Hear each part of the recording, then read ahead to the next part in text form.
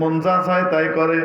ওয়াতামান্না আলাল্লাহিল কাযিব, আর আল্লাহর কাছে মিথ্যা আশা করে বসে থাকে।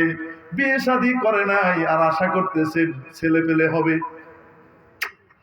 কেন বিয়ে শাদী না করে যদি নিয়ত করে যে আমার খুব ছেলে পেলে হবে, হবে? কোন বেটা বিয়ে করে নাই, হুজুরের কাছে গিয়ে বলতেছে হুজুর একটু দোয়া করে দেন আমার যেন ভালো একটা সুসন্তান হয়। 5 বছর পরে গিয়ে বলে হুজুর ছেলে তো হলো না, একটু দোয়া করেন। প্রতি বছরই দোয়া নেস, তোর বাচ্চা হয় না, ব্যাপারটা কি? কতদিন হয়েছে বিয়ে করছিস? বিয়ে তো করিনি। তো মিথ্যা এরকম আশা সন্তান হবে পদক্ষেপ না নিয়ে কি করে? আশা করে বসে আছে। এই আশা কি বাস্তব না ফালতু? ঠিক তেমনি ভাবে নবীজি বলেন, দুনিয়াতে আসার পরে কাজ করে না, কিছু না, নিজের মন যা চায় তাই করে, আল্লাহর ইচ্ছে অনুযায়ী কাজ করে জান্নাতের বাড়ি নির্মাণ করে না, আর মিথ্যা আশা করে বসে আছে। এটা একটা অথর্ব ফালতু আজেজ। বুদ্ধিমান কোন ব্যক্তি? যে ব্যক্তি দুনিয়াতে আসার পরে মনে করে আমি কাজের জায়গাতে এসেছি, আমাকে কাজ করতে হবে, আমাকে ফিরে যেতে হবে কোথায়? বাবার বাড়ি জান্নাতে। সেটাতে যেতে হলে দুনিয়ায় থাকা অবস্থায় হবে না, মৃত্যুর পরে। নবীজি বলেন ওয়ামিলা লিমা বাদাল মাউত, তার জীবনের সমস্ত কর্মকাণ্ডের উদ্দেশ্য হয় মৃত্যুর পরবর্তী জীবন, আখিরাত। এই ব্যক্তি হলো আসল বুদ্ধিমান। এই ব্যক্তি আসল বুদ্ধিমান। দুনিয়াতে আসার পরে নিজের আসল বাড়ি জান্নাতকে সে ভুলে যায় না।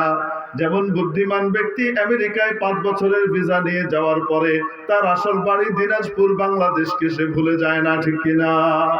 মুসাফির হর কুজা বাশাদ ওয়াতন রা ইয়াদ মিদারত, মুসাফির হর কুজা বাশাদ ওয়াতন রা ইয়াদ মিদারত, চুবুল বুলদার কফস মানাদ চমন রা ইয়াদ মিদারত।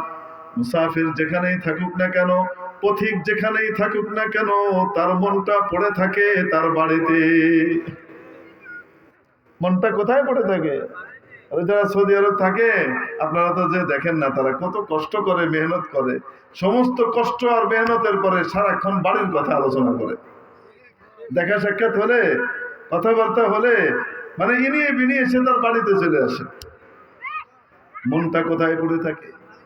শরীরটা পড়ে আছে সৌদি আরবে, আমেরিকায়, মনটা পড়ে আছে তার বাড়ি দিনাজপুরে, ঠিক না? ঠিক তেমনি ভাবে যেমন নাকি একটি পাখি খাঁচার মধ্যে যখন বন্দি থাকে, সেটা যদি সোনার খাঁচাও হয় না কেন, তারপরেও তার মন পড়ে থাকে তার আসল বাড়ি বাগান। বাগান আর জঙ্গলে তার মন পড়ে থাকে, সে সোনার খাঁচা পছন্দ করে না, ঠিক কিনা? দুনিয়াতে যেভাবেই থাকে না কেন, ওইভাবে হোক কারো ভাবে হোক তো পার হয়েই যাব। আসল দেখার বিষয় হলো জান্নাতে পরকালে আমরা কেমন আছি। হযরত মাওলানা শাহ আব্দুল গনি ফুলপুরি রহমাতুল্লাহ আলাইহি ছিলেন হাকিমুল উম্মত হযরত শাহ আশরাফ আলী থানভী রহমাতুল্লাহ আলাইহির খলিফা। ওনার মুতাবান্না পালক পুত্র ছিলেন হাকিম মোহাম্মদ আখতার সাহেব রহমাতুল্লাহ আলাইহি।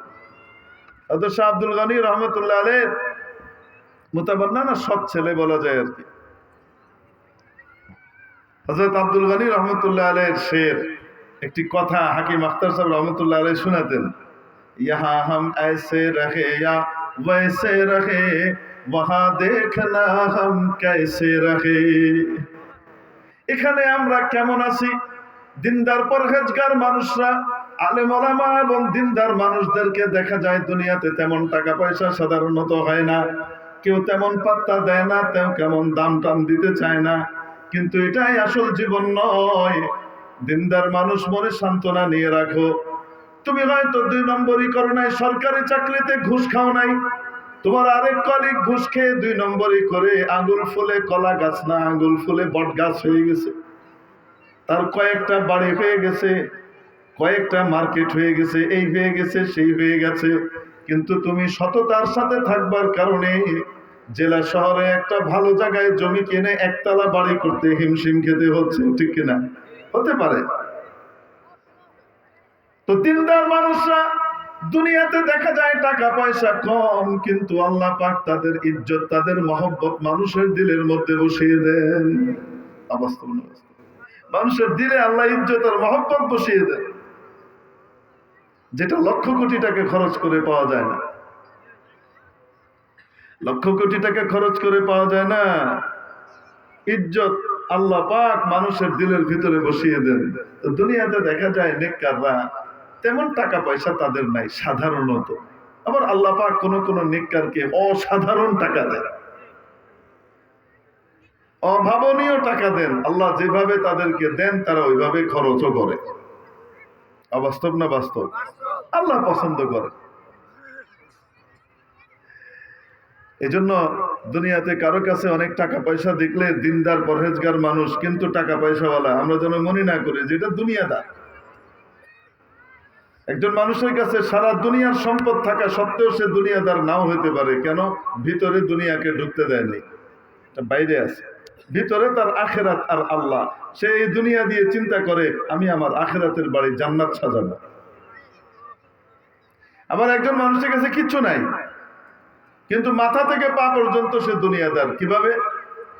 কিছুই নাই, আর সে মনের ভিতরে দুনিয়াকে ভালোবেসে দুনিয়ার সাথে পীড়িত করে বসে আছে, আখেরাতে তার কোনো খবরই নাই। শেখুল হাদিস আল্লামা হযরত জাকারিয়া সাহেব রহমতুল্লাহ আলাইহি উপমহাদেশে যাকে শেখুল হাদিস হিসেবে চিনত, আর আমাদের বাংলাদেশে হযরত শেখুল হাদিস আল্লামা আজিজুল হক সাহেব রহমতুল্লাহ আলাইহিকে চিনত শেখুল হাদিস নামে। তো হযরত শেখুল হাদিস জাকারিয়া সাহেব রহমতুল্লাহ আলাইহি এক উদাহরণ দিয়েছেন। একজন মানুষ রাজ সিংহাসনে বসেও বিনয়ী হতে পারে, আরেকজন মানুষ চাপরাশির কাজ করে, ঝাড়ু দেওয়ার কাজ করেও সে অহংকারী হতে পারে। কিভাবে? এটা মনের অনুভূতির বিষয়। রাজা এখানে বসে চিন্তা করছে আমি এই পদের উপযুক্ত না, আমাকে এই চেয়ারে আল্লাহ বসিয়েছেন, দয়া করে বসিয়েছেন, আমি তো এটার উপযুক্ত ছিলাম না, আমি তো এটার যোগ্য না, আল্লাহ দয়া করে আমাকে এখানে কি করেছেন? বসিয়েছেন। সে ওখানে বসে এইটা অনুভব করে আর আল্লাহর সামনে নিজেকে নত করে দেয়। সে রাজ সিংহাসনে বসেও অত্যন্ত আড়ম্বরপূর্ণ জীবন, জৌলুসপূর্ণ জীবন যাপন করার পরেও সে বিনয়ী। আরো ওই যে ঝাড়ু দিচ্ছে ওই জায়গাতে, আর সে ওখানে বসে বসে চিন্তা করছে আসলে ওই বেটা বাদশা হয়েছে, ওর কি যোগ্যতা আছে? ওখানে তো বসার জায়গা আমার ছিল, আমার জায়গা ওইটা, আমি এখানে পড়ে আছি। হ্যাঁ, তো সে ওই জায়গাতে থেকেও সে কি করতেছে? আল্লাহর ফয়সালার উপরে সে সন্তুষ্ট না, অহংকার করছে। এজন্য কারো কাছে দুনিয়ার অনেক কিছু আছে, আমরা অনেক সময় মনে করি যে দুনিয়ার অনেক কিছু আছে তার মানে সে দুনিয়াদার না। হ্যাঁ, দুনিয়া যদি ভিতরে ঢুকিয়ে ফেলে তো তাহলে দুনিয়াদার। দুনিয়াতে থাকতে হলে পর্যাপ্ত পরিমাণ মাফিক দুনিয়ার দরকার আছে না নাই? এই দুনিয়াতে জীবন কাটাতে হলে প্রয়োজন মাফিক দুনিয়ার প্রয়োজন আছে না নাই? আছে। দুনিয়ার প্রয়োজন মাফিক দুনিয়া ছাড়া জীবন চলা বড় কঠিন। কিন্তু এই দুনিয়াকে যদি ভিতরে ঢুকিয়ে ফেলা হয় তো তাহলে দুনিয়াও শেষ, আখিরাতও শেষ। রাসূলুল্লাহ সাল্লাল্লাহু আলাইহি ওয়াসাল্লামের ইরশাদ, হুব্বুদ দুনিয়া রাসু কুল্লি খাতিআ। নবীজি ইরশাদ করেন, দুনিয়ার ভালোবাসা, দুনিয়ার প্রীতি, মহব্বত, এটা সকল অপরাধের মূল আর মা। সকল অপরাধের মূল মাথা দুনিয়ার ভালোবাসা, আখিরাত ভুলে যাওয়া, দুনিয়ার মধ্যে মেতে যাওয়া। এইটা নবীজি কিন্তু বলেন নাই দুনিয়া সমস্ত অনিষ্টের মূল। কি বলেছেন? দুনিয়া সমস্ত অনিষ্টের মূল বলেছেন না, দুনিয়া প্রীতি। প্রীতি। একজন বড় দুনিয়াদার পাজেরোতে চড়ে, নিশান পেট্রোলে চড়ে, রোলস রয়েসে চড়ে, পোর্শেতে চড়ে, মার্সিডিজ BMW হাঁকায়, কিন্তু দুনিয়া তার দিলের ভিতরে ঢুকে নাই। তাহলে দুনিয়ার মধ্যে থেকেও তার মধ্যে দুনিয়া নাই। ভাই হাঁস আছে না? হাঁস, হাঁস দেখেছেন? হাঁস আপনি ছেড়ে দিলে সে পানি তালাশ করে, সে গিয়ে কোথায় নামে? পানিতে নামে। কিন্তু পানি ভিতরে ঢুকে না তার বাইরে? বাইরে। সে উঠে এসে একটা ঝাড়া মারে, সব পানি পড়ে গেছে, তাকে তোয়ালে দিয়ে গামছা দিয়ে মুছানো লাগে না। বলেন না কেন? এমন সিস্টেমে আল্লাহ তার জিনিস বানিয়েছেন। সে উঠে একটা দাঁড়িয়ে এরকম করে ওই পাছাটাকে বিশেষ সিস্টেমে একটা এরকম করে লেজটা নাড়, টুটু টুটু, এক নাড়া দেয়, সব পানি পড়ে গেছে, আর কিছু নাই, গায়ে লাগেও না।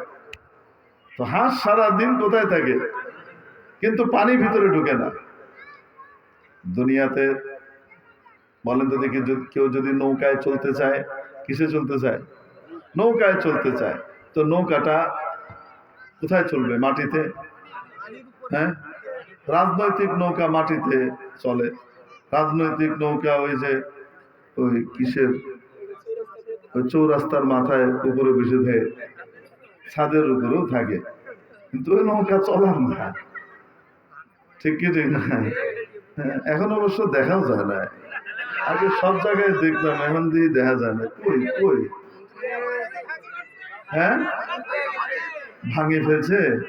আহা, এ কেমন ইজ্জত হইল! হ্যাঁ, যে ইজ্জত দিয়ে তারপরে পাছায় লাভ, এই ইজ্জত কি ইজ্জত? ইজ্জত তো হতো এটা যে দুনিয়া থেকে চলে গেলেও মানুষের চোখ দিয়ে পানি পড়ে, মানুষের দিলের ভিতরে জায়গা হয়ে বসে থাকে, ওইটা ইজ্জত। আল্লাহ পাক আমাদেরকে প্রকৃত ইজ্জত অর্জন করবার তৌফিক দান করেন। এই ভুয়া নকল ইজ্জতের পিছনে ছুটবার থেকে বাঁচিয়ে দেন এবং আসল ইজ্জতের পথে চলবার ব্যবস্থা করে দেন।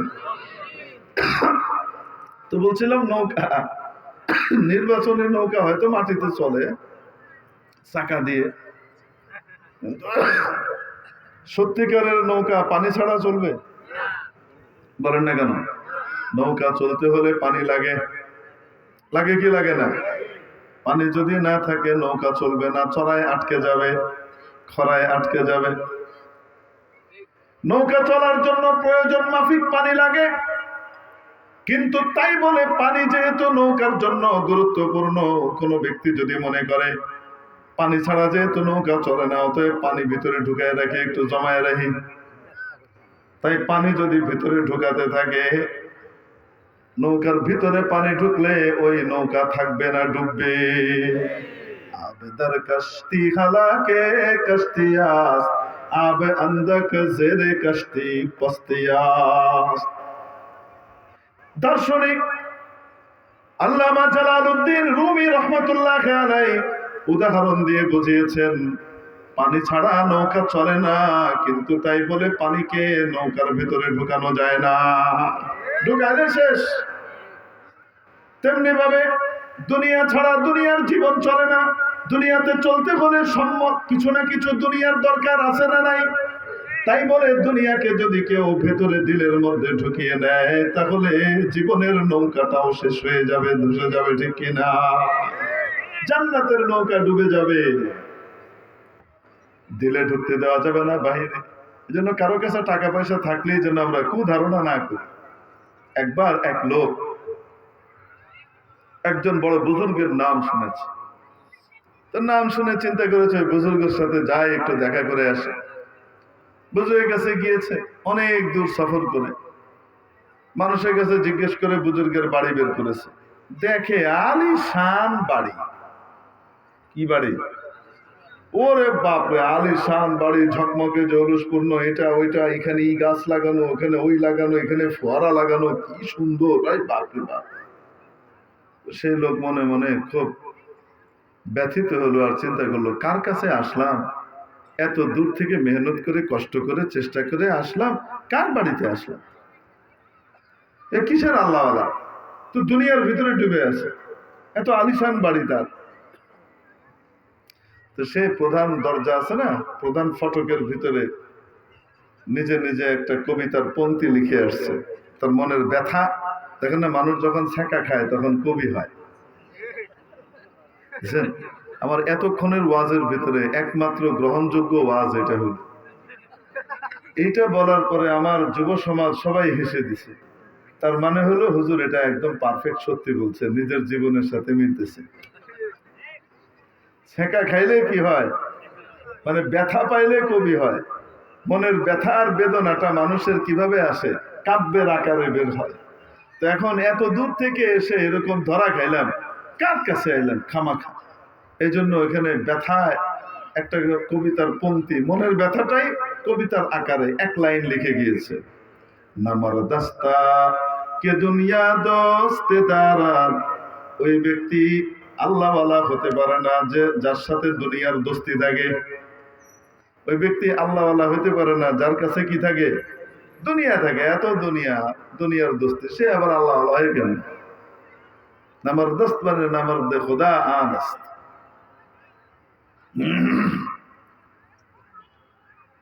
তারপরে সে চলে গিয়েছে।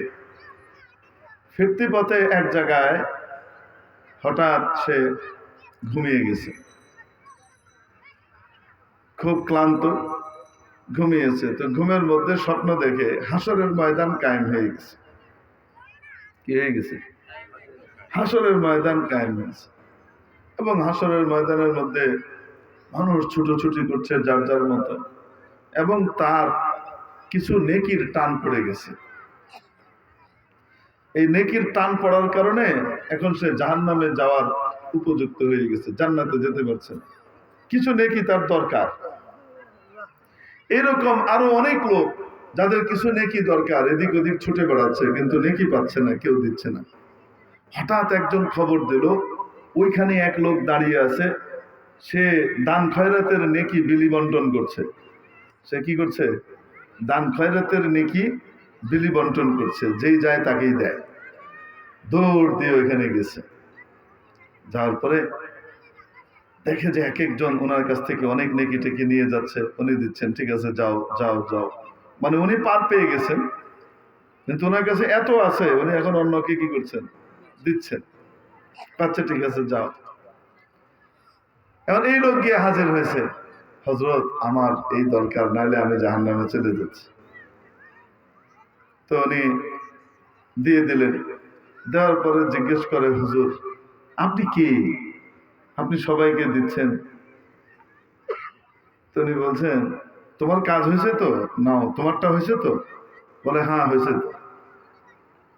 আগার দারাদ বারায়ে দোস্তে দারাদ।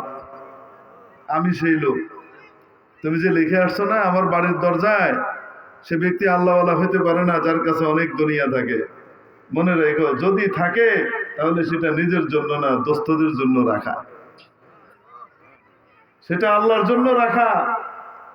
আল্লাহ পাকের জন্য যে দুনিয়া থাকে, সেই দুনিয়া আখেরাতে অ্যাসেট হিসেবে আছে, সেটা আল্লাহওয়ালা হওয়ার বিরোধী নয়।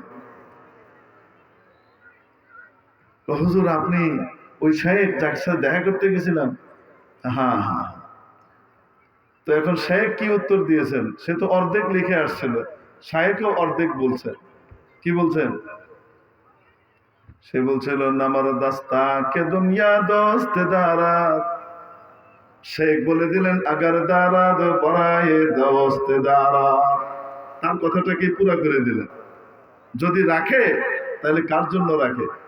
আল্লাহর জন্য দুনিয়া তার কাছে থাকে, আর এটা দিয়ে সে আল্লাহকে খুশি করে, যার দ্বারা আল্লাহর বান্দাদের উপকার হয়।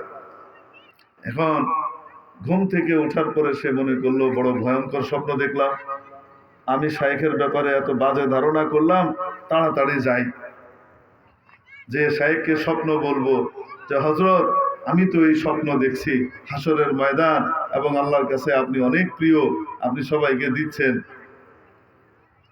যে যখন দরজায় পৌঁছাইছে, যে দেখে ও তো অর্ধেক লাইন লিখে আইছিল, আর অর্ধেক যেটা স্বপ্নে দেখছে সেটা পাশে লেখা। সেটা কোথায় লেখা? পাশে লেখা। মানে সেম জিনিস আল্লাহ রাব্বুল আলামিন তার শাইখকে দেখাই দিয়েছেন। এখন উনি ওইখানে লিখে দিছেন। এজন্য কারো কাছে দুনিয়া থাকলে সে দুনিয়াদার হয় না, দুনিয়ার মহব্বত দিলে ঢুকলে দুনিয়াদার হয়। হযরত আব্দুর রহমান ইবনে আওফ রাদিয়াল্লাহু তাআলা আনহু আহাদুল আশরাতিল মুবাশশারা বিল জান্নাতিল কিরাম, যিনি আশারায়ে মুবাশশারা 10 জন সাহাবী যাদের ব্যাপারে নবীজি একসাথে নাম বলে জান্নাতের ঘোষণা দিয়েছিলেন, ওই 10 জনের একজন হযরত আব্দুর রহমান ইবনে আওফ রাদিয়াল্লাহু তাআলা আনহু। ব্যবসায়িক মাল এসেছে, ইম্পোর্ট করা মাল মদিনায়, নবীজির ইন্তেকালের পরের কথা, ওয়াফাতের পরের কথা। মদিনার অলি গলি সব আব্দুর রহমান ইবনে আউফের ট্রাক দিয়ে ভরে গেছে। আর ওই জমানার ট্রাক বুঝেন তো কি, আরে উট, মালবাহী উট দিয়ে ভরে গেছে। মদিনার বাইরেও উট দাঁড়িয়ে আছে, শত শত উট মাল আনলোড করবে। কি পরিমাণ ব্যবসায়িক মাল এসছে, সুবহানাল্লাহ। মদিনার ভিতরে গুঞ্জন চলছে, আল্লাহু আকবার, আব্দুর রহমান ইবনে আউফের কি সম্পদ, আল্লাহ কি না দিছেন, এগুলা গুঞ্জন চলছে। এই গুঞ্জন আম্মা জান হযরত আয়েশা সিদ্দিকা রাদিয়াল্লাহু তাআলা আনহার কান পর্যন্ত গিয়ে পৌঁছালো। আম্মা জান আয়েশা সিদ্দিকা রাদিয়াল্লাহু তাআলা আনহা ডাকলেন আব্দুর রহমান ইবনে আউফ রাদিয়াল্লাহু আনহুকে। বয়সে আব্দুর রহমান ইবনে আউফ তো আম্মা জান আয়েশার চেয়ে অনেক বড়, কিন্তু মর্যাদায় আম্মা জান আয়েশা হলেন পুরা উম্মতের আম্মা জান। কোরআন বলে النبي أولى بالمؤمنين من أنفسهم وأزواجه أمهاتهم। ঈমানদারদের কাছে নবী তাদের প্রাণের চাইতেও অনেক বেশি প্রিয়, এবং নবীর স্ত্রীরা উম্মতের মা। মা, এজন্য মাকে কেউ কোনোদিন বিয়ে করতে পারে? এজন্য নবীজি সাল্লাল্লাহু আলাইহি সাল্লামের ওয়াফাতের পরে তার কোন স্ত্রীকে বিয়ে করা কোন উম্মতির জন্য হারাম। কেন? মা। আল্লাহ বলেছেন কি? মা। এখন মায়ের বয়স তো কম, যে ছেলেকে ডাকতেছেন সেই ছেলের বয়স অনেক বেশি। যত বেশি হোক না কেন, মা তো মাই।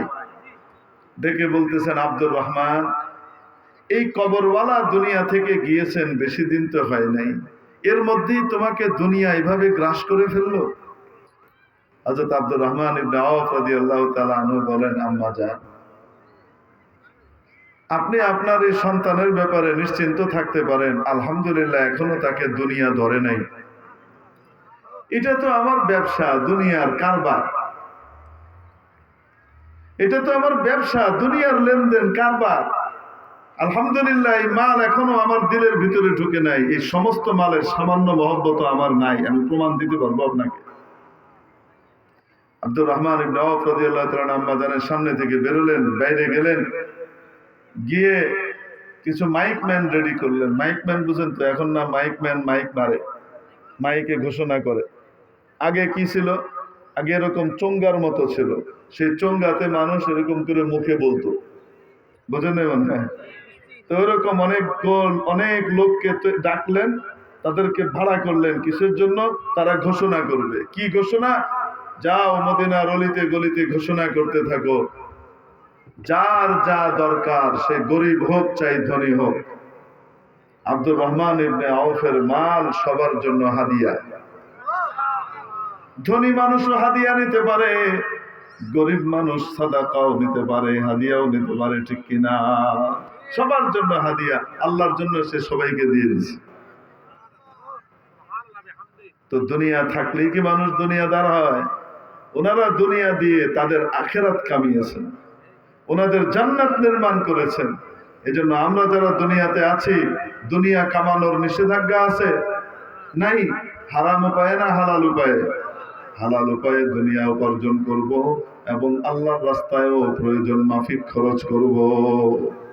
এখানে যদি নিজের এখানে আশাটাকে যদি মনে করি জান্নাতের জমিনকে ভরবার জন্য আমাকে সুযোগ দেওয়া হয়েছে, আর আমি এই সময়টাকে কাজে লাগাই, আল্লাহ পাকের ইচ্ছা অনুযায়ী নিজের জীবনের প্রতিটি কাজ করি, আল্লাহ পাকের ইচ্ছা মানে নবীর তরিকা অনুযায়ী করি, তাহলে জীবনের প্রতিটি কাজে ইবাদত হয়ে যাবে। ওয়াশরুমে যাওয়া আসা প্রত্যেক মানুষই যায়, প্রত্যেক মানুষই করে, গরু ছাগল জানোয়ারও করে, ঠিক কিনা? কিন্তু ওয়াশরুমে যাওয়া আসার জন্য নবীজির দেওয়া তরিকা আছে না নাই? যদি কোনো ব্যক্তি নবীজির তরিকা অনুযায়ী ওয়াশরুমে ঢোকার আগে দোয়া পড়ে নেয়, আল্লাহুম্মা ইন্নী আউযু বিকা মিনাল খুবুসি ওয়াল খাবাইস, ঢোকার সময় ডান পার পরিবর্তে আগে কোন পা দেয়? বাম পা দিয়ে ভেতরে ঢুকে, তারপরে সতর প্রয়োজন মাফিক খুলে, তারপরে কাজ সারার পরে সেখানে সুন্নত অনুযায়ী ঢিলা কুলুক ব্যবহার করে, সুন্নত অনুযায়ী পানি ব্যবহার করে, নবীজির তরিকা অনুযায়ী সব কাজ শেষ করে বের হওয়ার সময় কোন পা আগে দেয়? ডান পা আগে দেয়। বের হওয়ার পরে নবীজি পড়তেন গুফরানাক, সেও পড়লো গুফরানাক। নবীজি কখনো কখনো আর একটু বেশিও পড়তেন আলহামদুলিল্লাহ ইল্লাযী, বলেন غفرانك الحمد لله الذي أذهب عني الأذى وعافاني। পারলে এতটুকু পড়ে, না পারলে গুফরানাক এতটুকু পড়ে। তার যাওয়া আসা পুরোটুকু নবীর তরিকা অনুযায়ী হওয়ার কারণে এই পুরো সময়টা তার ইবাদত হয়ে গেছে। ব্যবসা বাণিজ্য করে নবীর তরিকায় করে। নবীজি শিখিয়েছেন মান গাশশানা ফালাইসা মিন্না, যে ধোঁকাবাজি করে আমাদের সাথে সে আমাদের উম্মতের অন্তর্ভুক্ত না। সে ব্যবসা করে কিন্তু ধোঁকাবাজি করে না। 1 নম্বর 2 নম্বর মাল মিলিয়ে 1 নম্বরের দলে বেচে, এই কাজ করে না। বুঝেন নাই মনে হয়? হ্যাঁ, 10 টাকা দিয়ে জিনিস কিনে বেচা লাগবে তার 15 টাকায়। সে বলে না যে 15 টাকায় তো আমার কিনা দামও পড়ে নাই। এই টাইপের মিথ্যা কথা কি করে না? বলে না। বরং কিভাবে করতে হয় ব্যবসা আলেম ওলামার কাছে শিখে নিবে। যেখানেই আটকাবেন যে হুজুর এখানে সততা কিভাবে ধরে রাখবো, নাহলে তো বিপদে পড়ে যাচ্ছি, ব্যবসায় টিকবে না, আলেম ওলামার কাছে যাবেন, শিখিয়ে দিবে এই কথাটা এভাবে বলতে হবে, এইটা এমনি করতে হবে, তাহলে আপনার ব্যবসাও টিকবে, আপনি সত্যের ভিতরেও থাকবেন। আটকায় গেলেন, শয়তান শিখাই দিছে। শয়তান আমাদের মুখে একটা জিনিস শিখাই দিছে, যে দরে আমি বেচতে চাই না, আমার আরো দাম দরকার, নাহলে আমার বাজার সদাই নিয়ে এখানে টিকা মুশকিল, এই বাজারে আমার টিকা মুশকিল। তো কেউ ওর কম যদি বলে তখন আমরা কি বলি, আর ধর্মে কেনা দামও পড়ে নাই, জান। কথাটা সত্য হলো না মিথ্যা হলো? তো সত্য কথা বললে তো হুজুর আমার থেকে তো সে 15 টাকা দিয়ে কিনবে না। আমি যদি বলি যে আমি 10 টাকা দিয়ে কিনছি, তাহলে সে বলবে এই মেয়ে আপনি 1 টাকা লাভ করেন, আপনি 11 টাকা নেন, আপনি 15 টাকা চান কেন? কারণ সে তো অন্য কিছু হিসাব করতেছে না। এখানে শুধুমাত্র 1 টাকা ধরলে তো হবে না, ক্যারিং ফি আছে, দোকান ভাড়া আছে, মজুরের ভাড়া আছে, এখানে তারপরে কি আছে আপনার, আর ইলেকট্রিসিটি বিল আছে, আরো কত রকমের কত কিছু আছে, ঠিক কিনা? এই সব কিছু করার পরে লাভ যেটা আসবে সেটা দিয়ে ভবিষ্যতের কিছু পুঁজিও বাড়াইতে হবে, নাইলে এই পুঁজি টিকবে না, ওইটাও ধরতে হবে। তারপরে নিজের সংসারও চালাইতে হবে দুর্মূল্যের সময়ের ভিতরে। এই সব মিলিয়ে তার এটা 15 টাকার নিচে বেচলে হয় না। তো কি বলতে হবে? এ কথা বলেন না যে কেনা দামও পড়ে নাই, বলবেন ভাই নিলে 15 টাকা দিয়ে নেন, না নিলে নাই, এর চাইতে কমে আমার পোষাবে না, কারো পোষাইলে তার কাছ থেকে নেন। বুঝতে পারেনি? আপনার এই কাস্টমার আজকে একদিন হয়তো না নিয়ে মন খারাপ করে যাবে, এটা ঘাউলা। আর আপনি কোয়ালিটিতে কম্প্রোমাইজ করেন না, কোয়ালিটি যা আছে আপনি সেটাই রাখেন। হয়তো দাম বাড়ে, আপনার জিনিসের দাম অন্য চেয়ে বাড়তেছে, কিন্তু কোয়ালিটিতে আপনি ছাড় দেন না। সত্য কথা বলেন। যদি 2 নম্বর জিনিস থাকে সেটাও বলে দেন যে এটা 1 নম্বর, এটা 2 নম্বর, এটা নিলে এত টাকা, এটাই আপনাকে 1 নম্বর করে অনেকে বেচবে। আর 1 নম্বরটা নিতে হলে এত টাকা দেওয়া লাগবে। আপনি সত্যি কথা বলে দেন। আপনার কাস্টমার আজকে চলে যাবে, কালকে চলে যাবে, পরশুদিন যে আসবে জীবনে আর কোনোদিন ছুটবে না। এই কাস্টমার বলবে এই বেটার কাছ থেকে নেওয়া উচিত, ধোঁকাবাজি নাই। হ্যাঁ, দেখেন ইহুদিরা, খ্রিস্টানরা, হিন্দু ভাইরাও অনেকে আছে যারা ইসলামের শেখানো এই নীতিকে ফলো করে, নবীর শেখানো এই নীতি ফলো করে। যার কারণে দেখা যায় সে হিন্দু, তার দোকান থেকে মুসলমানরা সব দেদারসে মাল কিনতেছে। কেন? সে 2 নম্বরই করে না, সে যা বলে তাই রাখে। অবাস্তব না বাস্তব? ইসলামের এই নীতি যদি আল্লাহর নবীর উম্মত মুহাম্মদ সাল্লাল্লাহু আলাইহি ওয়াসাল্লামের উম্মত মুসলমান বাস্তবায়ন করত, তাহলে বলেন তার মর্যাদা কমতো না বাড়তো? দুনিয়াতেও বাড়তো, আখিরাতেও বাড়তো। আনতাজিরুস সাদুকুল আমিন, নবীজি বলেন যে ব্যবসায়ী সত্যবাদী এবং সততার সাথে ব্যবসা করে, সে ব্যক্তি এই ব্যবসার বিনিময়ে কিয়ামতের দিন হায়ার গ্রেডের জান্নাতে থাকবে, নবীদের সাথে, মহান নবিয়্যিন ওয়াস সিদ্দিকিন, সিদ্দিকদের সাথে, বড় বড় ওলিদের সাথে, ওয়াস সালিহিন ওয়াস শুহাদা, শহীদদের সাথে জান্নাতে থাকবে। এই ব্যবসার বিনিময়ে। কেন? ব্যবসা নবীর তরিকায় করেছে। এজন্য নিজের জীবনের প্রতিটা কাজ নবীর তরিকায় করতে কে কে রাজি আছে হাত উঠাই দেবে। লিল্লাহি তাকবীর। আল্লাহ কবুল করেন হাত নামায়। যদি আল্লাহর নবীর তরিকায় করি, ছোট কাজও ইবাদত, আর এটার জন্যই আল্লাহ পাঠিয়েছেন। এজন্য মুমিনের ঘুম ইবাদত, যদি নাকি মুমিন রাসূলুল্লাহ সাল্লাল্লাহু আলাইহি ওয়াসাল্লামের তরিকা অনুযায়ী ঘুমায়। কোন ব্যক্তি যদি ওযু করে ঘুমায়, কি করে ঘুমায়?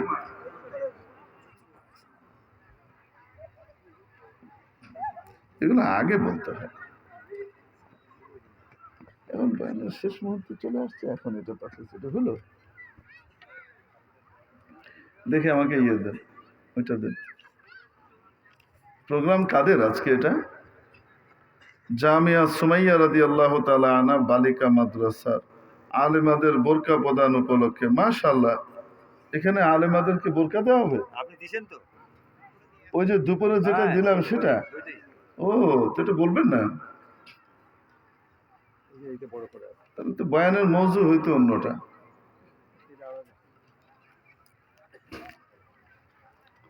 একটু পানি দিয়ে। যাই হোক মেরে মুহতারাম দোস্ত, এই জন্য বলছিলাম জীবনের প্রতিটা কাজ কার তরিকায় করব? রাসূলের তরিকায় যদি করি,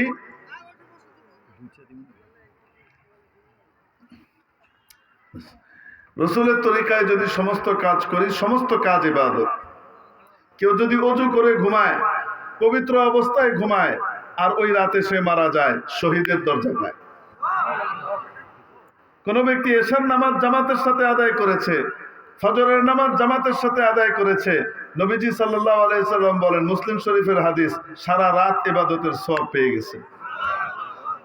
মুমিনের ঘুমও ইবাদত। এখন কোন কাজ কিভাবে করলে ইবাদত হবে, এই ব্যাপারে কিছু বিশেষজ্ঞ মানুষের দরকার আছে না নাই? আলেম ওলামা, তারা জানবেন কোন কাজ কিভাবে করলে ইবাদত। তাদের সাথে সম্পর্ক রাখলে আমরাও জানতে পারবো আমার দুনিয়ার সমস্ত কাজ কিভাবে করলে ইবাদত হবে, আর এটা আমার জান্নাতের অ্যাসেট হবে। এটা শুধু পুরুষদের জন্য না নারীদের জন্য? মেরে মুহতারাম দোস্ত, কোরআন হাদিস আজকে আমাদের মা বোনদেরকে না শিখানোর কারণে আমাদের গোটা পৃথিবী শান্তির পরিবর্তে অশান্তির আগুনে জ্বলছে। জি, আমরা আমাদের মা বোনদেরকে দিন শিখাই না, যার ফলশ্রুতিতে আমাদেরকে ভুগতে হয়। অথচ নবীজি সাল্লাল্লাহু আলাইহি ওয়াসাল্লাম আসলেন, ইসলামী জিন্দেগি শিখাইলেন। স্বামীদের মাধ্যমে শিখিয়ে দিলেন তাদের বউদেরকে শিখাও, বাপদেরকে বললেন তোমার মেয়েদেরকে শিখাও। এবং নবীজি সাল্লাল্লাহু আলাইহি ওয়াসাল্লাম যখন অবস্থান করতেন মদিনায়, মদিনাতে মসজিদে নববী ছাড়াও আরো 9টা মসজিদ ছিল। মসজিদে নববী এক প্রান্তে ছিল।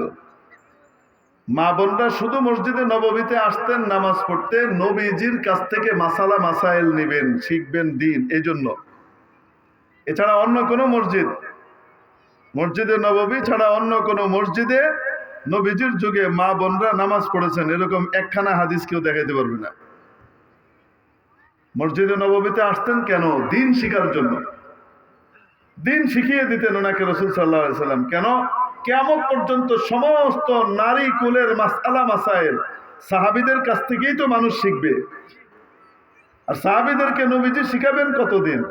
আল্লাহ তো জানেন, মাত্র 10 বছর দিয়েছেন মদিনাতে, মাত্র 10 বছর। তারপরে তো আল্লাহ নিয়ে যাবেন। এই অল্প সময়ের ভিতরে এই দিন শিখাইতে হবে। পুরুষরা তো দিন শিখতেছে, মা বোনদেরকেও দিন শিখিয়েছেন। ফলশ্রুতিতে কি হয়েছে জানেন? তাদের এক একজন গৃহিণী এমন হইতেন, তাদের এক একজন স্ত্রী এমন হইতেন, যে স্ত্রীর দিকে তাকালে তার আচরণে স্বামীর দিল খুশিতে বাগবাগ হয়ে যেত। সারা দুনিয়ার পেরেশানি মাথায় করে নিয়ে আসতেন, বাড়িতে ঢুকার সাথে সাথে তার সমস্ত পেরেশানি দূর হয়ে যেত। আর আমরা আমাদের মা বোনদেরকে দিন না শেখানোর কারণে, ইসলাম না শেখানোর কারণে, ইসলামের মৌলিক ফান্ডামেন্টাল তালিমগুলো না দেওয়ার কারণে ফলাফল কি হয়? বাইরে মাথা যতটুকু গরম থাকে, ঘরে ঢোকার সাথে সাথে এটা 50 থেকে 100-এ চলে যায়। কেন? ঢোকার সাথে সাথে দরজাটা খুলে দাঁড়ান, লবণ নাই? কতদিন থেকে বলি লবণ নাই? এক ফকিরের বাচ্চার সাথে বিয়ে হয়েছে আমার, লবণ নাই, লবণ আনে না, একটা লবণ খাওয়াইতে পারে না, বড় বড় কথা বলে। সে বেচারা মাত্র 1.5-2 ঘন্টা ধরে ঘাম জড়ায় এসে ঢুকছে, তারে লবণ দিয়ে সাইজ করে দিছে। বলেন না কেন? আল্লাহু আকবার। অথচ যদি আমরা ইসলাম শিখাইতাম আমাদের মা বোনদেরকে, তাদের চেয়ে সেরা মানুষ পৃথিবীতে আর হতো না। এজন্য আল্লাহ তাআলা কোরআন শরীফে পুরুষ নারী সামষ্টিকভাবে যখন নাকি উদাহরণ দিয়েছেন ভালো মানুষের, তো উদাহরণ দিয়েছেন নারী দিয়ে। আর নারী পুরুষ সামগ্রিকভাবে যদি নাকি উদাহরণ দিয়েছেন খারাপ মানুষের, তো তাও উদাহরণ দিয়েছেন নারী দিয়ে। কেন? নারী যদি নষ্ট হয়, একা নষ্ট হয় না, তার স্বামীকে, তার বাবাকে, তার ভাইকে, তার বাচ্চাদেরকে সবাইকে নষ্ট করে ছাড়ে। আর নারী যদি নেককার পরহেজগার দিনদার হয়, সে একা দিনদার হয় না, তাকে আল্লাহ তাআলা এমন এক প্রভাব দান করেছেন যে সে তার এই মায়া মহব্বত ভালোবাসা এবং প্রভাব দিয়ে তার সন্তানদেরকে দিনদার বানায়, জান্নাতি বানায়, তার স্বামীকে জাহান্নামী থেকে জান্নাতি বানায়, তার বাবা মাকে জান্নাতি বানায়, তার ফ্যামিলিকে জান্নাতি বানিয়ে ফেলে। অবাস্তব না বাস্তব? হ্যাঁ, যত বড় বড় দুনিয়ার যত বড় বড় পালোয়ানি হোক না কেন, এক জায়গায় গিয়ে ধরা। কার কাছে? হোম মিনিস্টারের কাছে। এক ছবি একজন দিছে, সেটার ভিতরে লেখা কি? কিছু করার নেই, চুপচাপ বসেন, ট্রেন ছুটলে ছুটবে, কিছু করার নেই। তার ভিতরে লেখা কি? লেখা হলো যে সিংহী গর্জন করতেছে আর সিংহ চুপ করে কি করে আসছে। এবং ওখানে আরবিতে লিখছে যে বাঘ তার স্ত্রী ছাড়া পৃথিবীর আর কাউকে ভয় পায় না, সিংহ তার স্ত্রী ছাড়া আর কাউকে কি করে না, ভয় পায় না। অতএব তুমি তোমার স্ত্রীকে ভয় করে সিংহের খাতায় নাম লেখাও। বুঝতে পারছেন? যেখানে যেটাই বলেন, বেগম সাহেবের কাছে সবাই নরম হতে বাধ্য, কারণ গরম হইলে বিপদ, পোলাপাইন মার খাবে। সে গরম হইলে আমারও কিছু বলতে পারবে না, কারে পিটাবে? বাচ্চারা পিটাবে, থাপড় মারবে। বুঝলেন না? মনে হয় গরম অন্য দিকে যাবে। আল্লাহ পাক উদাহরণ দিয়েছেন, দরাবাল্লাহু মাসালান লিল্লাযিনা কাফারু ইমরাআতা নূহিন ওয়া ইমরাআতা লূত। আল্লাহ পাক উদাহরণ দিচ্ছেন, নিজেই বলছেন আল্লাহ উদাহরণ দিচ্ছেন। ইমানদারদের উদাহরণ, কাফেরদের উদাহরণ যদি দেখতে চাও তাহলে লূতের স্ত্রী এবং নূহের স্ত্রীকে দেখো, এরা কাফের ছিল। নারী পুরুষ নির্বিশেষে কাফেরের উদাহরণ দিচ্ছেন। হযরত লূত আলাইহিস সালাম আর নূহ আলাইহিস সালামের স্ত্রীকে দিয়ে দিচ্ছেন। ওয়াদারাবাল্লাহু মাসালান লিল্লাযিনা আমানু ইমরাআতা ফিরআউন। আর ইমানদারের উদাহরণ চাও তো তাহলে দেখো ফিরআউনের স্ত্রীকে দেখো। নারী পুরুষ নির্বিশেষে সকলের ভিতরে ইমানদার দেখতে চাও, ফিরআউনের স্ত্রীকে দেখো। সুবহানাল্লাহ। ট্রেন কি সময় আছে না লেট আছে একটু? হ্যাঁ, লেট নাই? আচ্ছা ঠিক আছে, যাই হোক, তাহলে আমাদের মা বোনদেরকে দিন শেখানোর দরকার আছে না নাই? মনে রাখবেন, 10 জন ছেলেকে আলেম বানাইতে যে টাকা লাগে, 10 জন ছেলেকে আলেম বানাইলে যে সওয়াব, একজন মেয়েকে দিনদার পরহেজগার হাফেজা আলেমা বানানোর সওয়াব তার চেয়ে বেশি। কারণ এক মা দিনদার তো গোটা সমাজ দিনদার। ঠিক কি ঠিক না? একটা উদাহরণ, হাদিসের এক ঘটনা শোনাই আপনাদেরকে। হযরত আনাস রাদিয়াল্লাহু তাআলা আনহুর আম্মা, ওনার আব্বা ইন্তেকালের পরে নবীজির পরামর্শে বিয়ে করলেন হযরত আবু তালহা আনসারী রাদিয়াল্লাহু তাআলা আনহুর সাথে। হযরত আবু তালহার একটা ছেলে হলো হযরত আনাস রাদিয়াল্লাহু তাআলা আনহুর আম্মার পেটে, মানে আনাস রাদিয়াল্লাহু তাআলা আনহুর সৎ ভাই, বৈপিত্রিক ভাই। অসুস্থ ছেলেটা, কি অসুস্থ। সন্ধ্যার সময় এদিকে ঘটনা যা ঘটলো, সন্ধ্যার আগেই ছেলেটা মারা গেল। মারা যাওয়ার পরে হযরত আনাসের মা নিজের সন্তানকে সুন্দর করে গোসল দিয়ে কাফন পরিয়ে পাশের ঘরে সুন্দর করে রেখে দিয়েছেন। রাতে স্বামী এসছে বাড়িতে, ক্লান্ত শ্রান্ত, এসে জিজ্ঞেস করেছে, বাবু কেমন আছে? আলহামদুলিল্লাহ, খুব ভালো আছে, একেবারে শান্ত হয়ে গেছে। উনি মনে করছেন সুস্থ হয়ে গেছে, এজন্য উনি খুব ইতমিনানের সাথে গোসল টোসল করে ঘুমাইতে গেছেন। আবার ওই দিন স্বামী আসার আগে উম্মে সুলাইম রাদিয়াল্লাহু তাআলা আনহা, মানে আনাস রাদিয়াল্লাহু তাআলার আম্মা, উনি গোসল করে সেজে আলাদা সাজ দিয়েছেন সুন্দর করে, এবং স্বামীর সাথে খাওয়া দাওয়া করে রাতে ঘুমিয়েছেন। ঘুমের মধ্যে যখন একটু ঘুম ভেঙেছে, তাদের ওই রাত্রে আবার সুন্দর মিলনও হয়েছে। ফজরের নামাজের আগে যখন তাহাজ্জুদের সময় উঠে হযরত আবু তালহা মসজিদে যাবেন, তখন বলতেছেন, আচ্ছা আমার একটা মাসালা জানা দরকার। কি মাসালা? কেউ যদি কারো কাছে কোনো আমানত রাখে, তো তাহলে আর সে আমানতটা সে ফিরিয়ে নিতে চায়, তাহলে তার কি করা উচিত? হযরত আবু তালহা বললেন, ফিরিয়ে দেওয়া উচিত। উনি বললেন, ফিরিয়ে যদি সে নিয়ে যায়, তাহলে তার কি দুঃখ পাওয়া উচিত না? কেন ফিরিয়ে নিয়ে গেল? কি আশ্চর্য কথা বলো, দুঃখ পাবে কেন? ও আচ্ছা ঠিক আছে, শুনেন, আল্লাহ পাক আমাকে আপনাকে একটা আমানত দিয়েছিলেন, সে আমানতকে আল্লাহ পাক গত সন্ধ্যার সময় নিয়ে গেছেন। গত রাত্রে তাকে নিয়ে গেছেন। তার লাশ সুন্দর করে গোসল দিয়ে কাফন করিয়ে পাশের ঘরে রাখা আছে, নবীজির কাছে নিয়ে যান, জানাজা পড়িয়ে দাফন করে দেন। হযরত আবু তালহার এত কষ্ট লাগলো, তুমি এই কথাটা আমার কাছে গোপন করলা কেন? তুমি বললা না? উনি বলছেন, দেখেন, আপনাকে বলতাম, কিন্তু আপনি যে পরিমাণ ক্লান্ত শ্রান্ত ছিলেন, এই সময় আপনার ঘুম খুব দরকার, ছেলে তো আর ফিরে আসবে না। আমি যদি আপনাকে বলতাম, আপনার সারা রাত ঘুম হতো না, কষ্ট, বাচ্চার কষ্ট তো আছে, এই জন্য আমি আপনাকে বলি নাই। এখন আলহামদুলিল্লাহ রেডি, আপনি নিয়ে যান, এবং আপনার মনের শান্তির জন্য যা করা দরকার সেটা আমি করেছি। রাসূলুল্লাহ সাল্লাল্লাহু আলাইহি সাল্লাম এই ঘটনা শুনে, দরকার নেই, চলে যাচ্ছে। রাসূল পাক সাল্লাল্লাহু আলাইহি ওয়াসাল্লাম এই খবর শোনার পরে বললেন, উম্মে সুলাইমের আজকের এই মিলনে আল্লাহ তাআলা বিশেষ বরকত দান করবেন, এবং সেখান থেকে যে সন্তান হয়েছিল, সেই সন্তানের সমস্ত বাচ্চারা হাফেজ হয়েছে, আলেম হয়েছে। তো বলেন তো দেখি, এরকম স্ত্রী নবীজির শিক্ষার দ্বারা তৈরি হয়, ঠিক কি ঠিক না? এরকম স্ত্রী তৈরি করা আমাদের ঘরে ঘরে দরকার আছে না নাই? তাহলে আমাদের বাচ্চাদেরকে আমরা এরকম মেয়েদের যে মাদ্রাসাগুলো আছে সেখানে পড়াতে কে কে রাজি আছে? একটু হাত উঠিয়ে দেখাই তো। মাশাআল্লাহ, আল্লাহু আকবার, আল্লাহ কবুল করেন। এবং এই মাদ্রাসার যাবতীয় প্রয়োজন পুরো করবার জন্য আমরা এগিয়ে আসতে রাজি আছি তো ইনশাআল্লাহ? বেশি কিছু লাগবে না, আমি এক একজন মেয়ের খরচ আমি দিব। আল্লাহ আমাকে তৌফিক দিয়েছেন, আমি এক একজন মেয়ের মাসিক খরচ দিব ইনশাআল্লাহ, যেন সে দিনদারির সাথে একজন দিনদার হতে পারে। এক মা মানে হাজারো মানুষ দিনদার হবে। তো কে কে রাজি আছে একটু হাত উঠে দেখাই তো, ইনশাআল্লাহ তাআলা নিয়ত করতে পারি।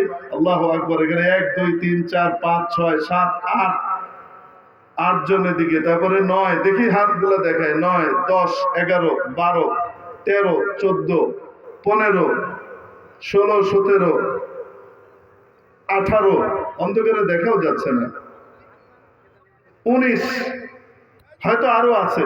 যারাই আছে আমরা ইনশাআল্লাহ মাহফিলের পরে এখানে নাম লিখিয়ে নিজের মোবাইল নম্বর দিয়ে তারপর যাব ইনশাআল্লাহ, ঠিক আছে?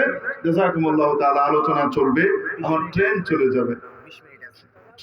যাবে, এজন্য আপনারা মেহেরবানি করে আমাকে মাফ করবেন। এখন ইনশাআল্লাহ আলোচনা চলবে। আমরা যা এসেছিলাম, আমরা কি হুজুরের জন্য এসেছিলাম না আল্লাহর জন্য? কে কে আল্লাহর জন্য আসছে? আলহামদুলিল্লাহ।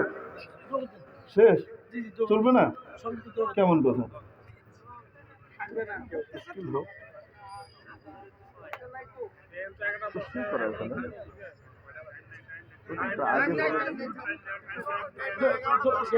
আচ্ছা, তো আল্লাহুম্মা সাল্লি আলা সাইয়্যিদিনা মাওলানা মুহাম্মাদ ওয়া আলা আলিহি ওয়া আসহাবিহি ওয়া বারিক ওয়া সাল্লিম। আয় আল্লাহ, আমাদের জীবনের সব গুনাহ মাফ করে দেন। আয় আল্লাহ, এই জামিয়াকে আপনি কবুল করে নেন। আয় আল্লাহ, এখানকার বাচ্চাদেরকে কবুল করে নেন, তাদের গার্জিয়ানদেরকে কবুল করে নেন। আয় আল্লাহ, তাদের ঘরের ভিতরে দিনদার পরহেজগার সাহাবিয়াদের মতো মা আর বোন আপনি নসিব করে দেন।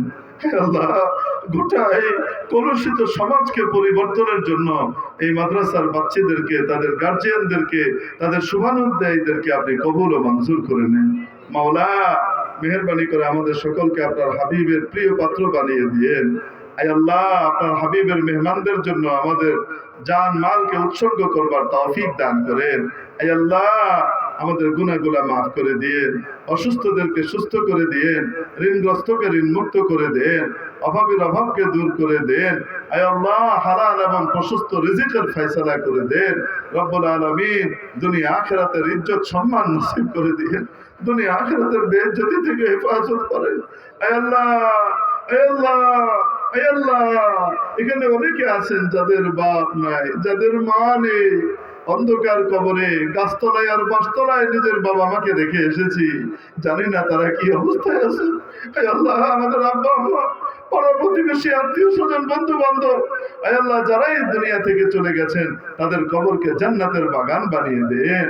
আয় আল্লাহ, আমাদের আব্বা আম্মা যারা বেঁচে আছেন নেক হায়াত দারাজ করে দেন, তাদের খেদমত গুজার সন্তান হওয়ার তৌফিক দিয়ে দেন। আয় আল্লাহ, আমাদের সন্তানদেরকে দিনদার পরহেজগার, বাবা মার খেদমত গুজার সন্তান হিসেবে কবুল করে নেন। আয় আল্লাহ, জামিয়া সুমাইয়া রাদিয়াল্লাহু তাআলা আনহাকে কবুল করে নেন। এই মাদ্রাসার যাবতীয় প্রয়োজনকে গায়েবের অফুরন্ত খাজানা থেকে পুরা করে দেন। আয় আল্লাহ, দিন দুগুণে রাত চৌগুণে তারাক্কি নসিব করেন। আয় আল্লাহ, ইখলাসুল লিল্লাহিয়াত নসিব করেন। সমস্ত হাওয়াইজকে গায়েবের খাজানা থেকে পুরা করে দেন। আয় আল্লাহ, আমাদের দিলকে এই মাদ্রাসার দিকে আপনি ঝুঁকিয়ে দেন। আয় আল্লাহ, জাতির স্বর্ণগর্ভা মা এখান থেকে আপনি তৈরি করে দেন। আয় আল্লাহ, বড় বড় ওলিরা যেন এখান থেকে তৈরি হয়, এখানকার মেয়েদের কাছ থেকে তৈরি হয়, সে ব্যবস্থা আপনি করে দেন। মাওলা, আয় আল্লাহ, আয় আল্লাহ, আয় আল্লাহ, কিয়ামতের দিন আমাদেরকে আপনি লজ্জিত করেন না, রুসওয়া করেন না। আমাদের ছোটদের সামনে, আত্মীয় স্বজনের সামনে আমাদের গুনাহগুলাকে ওপেন করে দিয়েন না। আয় আল্লাহ, আমাদের সমস্ত গুনাহ মাফ করে দিয়েন। আয় আল্লাহ, হাউজে কাউসারের পানি আপনার হাবিবের পবিত্র হাত থেকে পান করিয়ে দিয়েন। আয় আল্লাহ, মেহেরবানি করে আপনার আরশের ছায়াতলে জায়গা দিয়ে দিয়ে বিনা হিসাবে জান্নাতুল ফেরদৌসে জায়গা বরাদ্দ দিয়ে দিয়ে মাওলা, দুনিয়া থেকে যখন ডেকে নেবেন, আয় আল্লাহ, অ্যাক্সিডেন্ট করিয়ে মেরেন না, পানিতে ডুবিয়ে মেরেন না, আগুনে পুড়িয়ে মেরেন না, গুম খুনের শিকার করে মেরেন না, অপঘাতের শিকার করে মেরেন না, লাবারিশ হিসেবে নিয়েন না, গুনাহরত অবস্থায় নিয়েন না। আয় আল্লাহ, যখন ডেকে নেবেন পরিপূর্ণ তওবা করে আপনার ওলির খাতায় নাম লিখিয়ে তারপরে নিয়েন রে মাবুদ। আয় আল্লাহ, জীবনের সেই কঠিন শেষ মুহূর্তে হৃদয়ের গভীর থেকে, অন্তরের অন্তঃস্থল থেকে সাহাবীদের মতো পূর্ণ ঈমান আর ইয়াকিনের সাথে আমাদের প্রতিটি রক্ত কণিকা থেকে, আমাদের শরীরের অণু পরমাণু থেকে ধ্বনিত করে দিয়েন, জারি করে দিয়েন সে মধুর কালিমা লা ইলাহা ইল্লাল্লাহু মুহাম্মাদুর রাসূলুল্লাহ সাল্লাল্লাহু আলাইহি ওয়া আলিহি ওয়া সাহবিহি আজমাইন।